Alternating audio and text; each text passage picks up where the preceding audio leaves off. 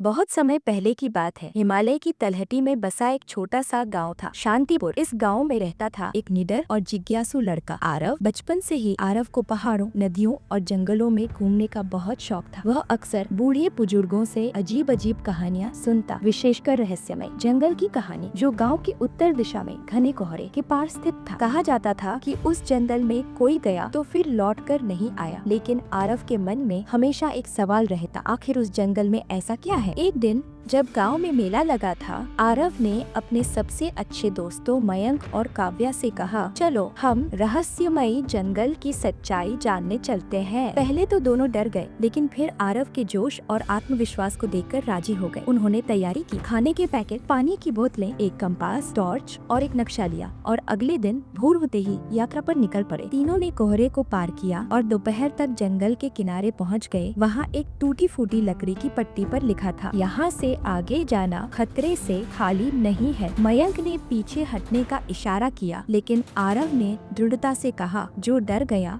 समझो मर गया। हिम्मत जुटाकर तीनों अंदर चले गए। जंगल में घुसते ही चारों ओर अजीब सी शांति थी। न कोई चिड़ियों की चहचहाट, न हवा की सरसराहट, सब कुछ मानो थम सा गया था। थोड़ी देर चलते चलते उन्हें एक चमकती हुई झील दिखाई दी। झील का पानी नीला नहीं बल्कि सुनहरा था। काव्या ने कहा, शायद यह कोई जादुई झील है। आरव ने झील से थोड़ा पानी उठाया, पर जैसे ही उसने छुआ, झील में हलचल मच गई। एक जलपरी जैसी आकृति उभरी और बोली, तुम्हें यहाँ नहीं आना चाहिए था, पीछे हट जाओ वरना रास्ता खो बैठोगे। तीनों डर गए, लेकिन आरव ने विनम्रता से कहा, हम सच जानना चाहते हैं, हमें मार्ग दिखाई। जल परी मुस्कुराई और झील के बीच में एक छोटी सी नाव प्रकट हुई। अगर सच्चाई चाहिए तो दिल और दिमाग को साफ रखना होगा, जल परी ने कहा और नाव की ओर इशारा किया। नाव ने उन्हें जंगल के और गहरे हिस्से में पहुंचा दिया। यहाँ पेड़ असाधारण ऊंचे थे और उनके पत्ते नीले रंग के थे। हर पेड़ से हल्की चमक निकल रही थी, ऐसा लग रहा था जैसे वे जीवित हों। अचानक एक जगह जमीन हिलने लगी और मिट्टी से एक दरवाजा खुला। तीनों ने अंदर झांका तो एक लंबा गहरा सुरंग दिखाई दिया। मयंक ने घबराते हुए कहा, हमें वापस चलना चाहिए, पर आरव ने कहा, यही तो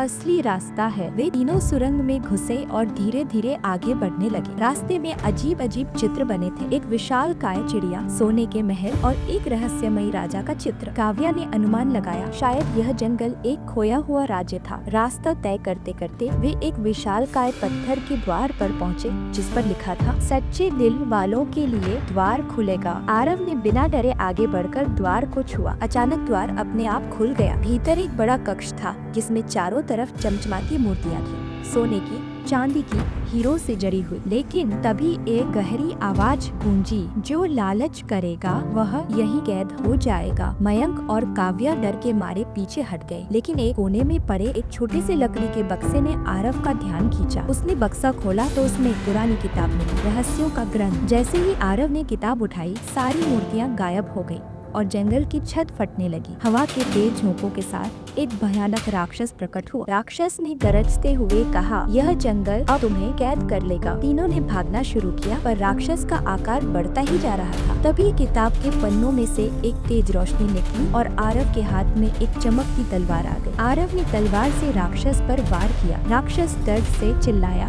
और धुएं में बदल गए। राक्षस के गायब होते ही जंगल फिर से हरा भरा और सामान्य हो गया। झील में चिड़ियों की चहचहाट गूंजने लगी। सूरज की किरणें छनकर अंदर आ गई। जलपरी फिर प्रकट हुई और बोली, तुमने लालच नहीं किया, इसलिए जंगल ने तुम्हें अपनी सच्चाई दी। यह जगह कभी एक ज्ञान का केंद्र थी, लेकिन लालच के कारण इसे श्राप मिल गया। अब तुम इसे फिर से जीवन दे सकते हो।